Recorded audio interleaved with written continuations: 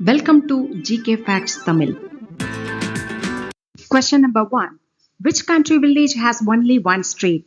எந்த நாட்டு கிராமம் ஒரே ஒரு தெருவை கொண்டிருக்கிறது? A. Italy, B. France, C.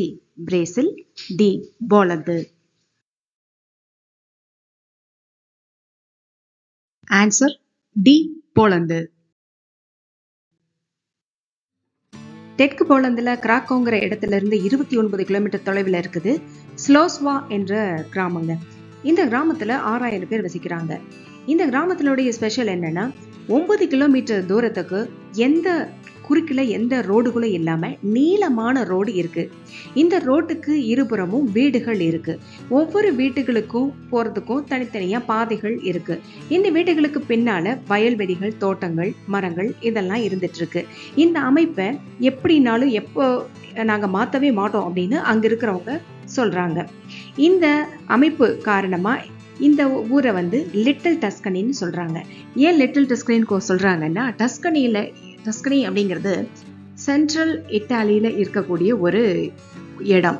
அந்த டஸ்கனில இதே மாதிரியான நீளமான ரோடு அமைஞ்சிருக்கு. அதனாலதான் இந்த கிராமத்தை லிட்டில் டஸ்கனின்னு அவங்க அழைக்கிறாங்க. Question number 2. How many black tigers were there in Odisha Simlipal National Park in a survey taken in the year 2022? ஒடிசாவின் செம்லிபால் தேசிய பூங்காவில் 2022ஆம் ஆண்டு எடுக்கப்பட்ட கணக்கெடுப்பில் எத்தனை கரும்புலிகள் இருந்தன? A 13, B 15, C 10, D 17. Answer C 10. கரும்புலிகள் மரபணுவில் ஏற்படும் நிறமி மாற்றத்தால் அவைகளுடைய உடம்புல கருப்பு வரிகள் உருவாகுது. ஒடிசா மாநிலத்துல சிமிலிபால் தேசிய பூங்கால புலிகள் சரணாலயத்துல கடந்த 2022ஆம் ஆண்டு நடத்தப்பட்ட கணக்கெடுப்புல 16 புலிகள் இருப்பது தெரிய வந்திருக்கிறது. இதுல 10 புலிகள் அரிய வகை கரும்புலிகள். அது இல்லாம ஒடிசா தலைநகர் புவனேஸ்வர்ல, ஜார்க்கண்ட் தலைநகர் ராஞ்சியில, தமிழகத்துல சென்னை வண்டலூர்ல இந்த சரணாலயங்கள்ல அரிய வகை கரும்புலிகள் இருக்குது. Question number 3. Which country developed the first AI-powered fighter jet? A1 தொழில்நுட்பத்தில் செயல்படும் முதல் போர் விமானத்தை தயாரித்த நாடு எது? A America, B Russia, C France, D Japan.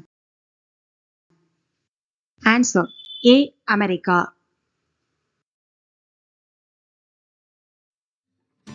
முழுவதும் AI தொழில்நுட்பத்தில் செயல்படுகிற முதல் போர் விமானத்தை அமெரிக்கா கண்டுபிடிச்சிருக்காங்க. XQ-58A வால்கரி அப்படிங்கிற இந்த விமானமானது 44,000 அடி உயரம் வரை பறக்கக்கூடியது. மணிக்கு 1050 கிலோமீட்டர் வேகம் வரை செல்லக்கூடியது. இந்த விமானமானது 8 கனரக ஆயுதங்களையும் சில சிறிய கையெறி குண்டுகளையும் சுமந்து செல்ல ஏற்றதுன்னு அதிகாரிகள் சொல்லியிருக்காங்க.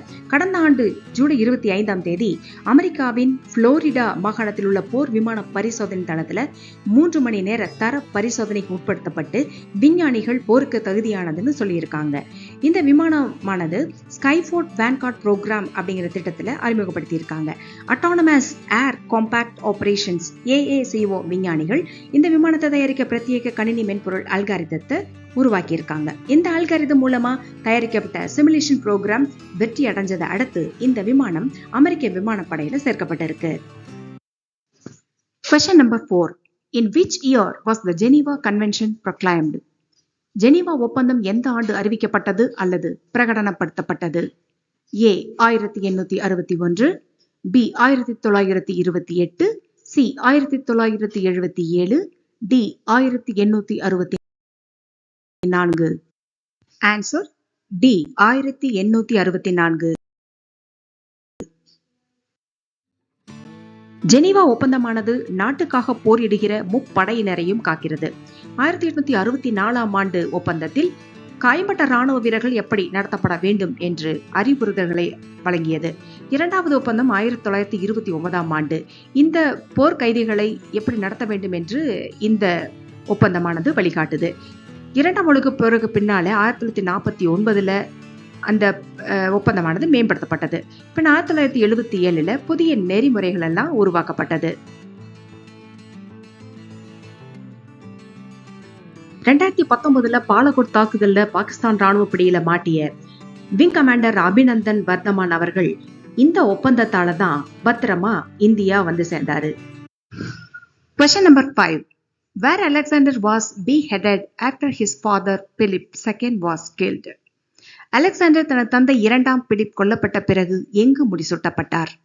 ஏ சிரியா, பி எகிப்து, சி ஆப்கானிஸ்தான், டி வடக்கு கிரேக்கம் ஐகை அரண்மனை. ஆன்சர் டி வடக்கு கிரேக்கம் ஐகை அரண்மனை. இந்த அரண்மனையானது ஏறத்தாழ 2300 ஆண்டுகள் பழமையானது. 1,60,000 சதுர அடி பரப்பளவு கொண்ட இந்த அரண்மனையானது கிரேக்க அரசு கடந்த 16 வருடங்களாக மீட்டுருவாக்கம் செய்ய இந்திய மதிப்பில் 180 கோடி ரூபாய் செலவு செய்து மீட்டுருவாக்கம் செய்து கடந்த ஜனவரி 7ஆம் தேதி பொதுமக்கள் பார்வைக்காக திறந்து வைக்கப்பட்டது. இந்த அரண்மனைக்கு அருகில் பிலிப் உள்ளிட்ட மாசிடோனிய அரசர்களின் நினைவிடங்களும் அமைந்துள்ளது. Thank you for watching. Don't forget to subscribe, like and share. See you tomorrow. Have a nice day.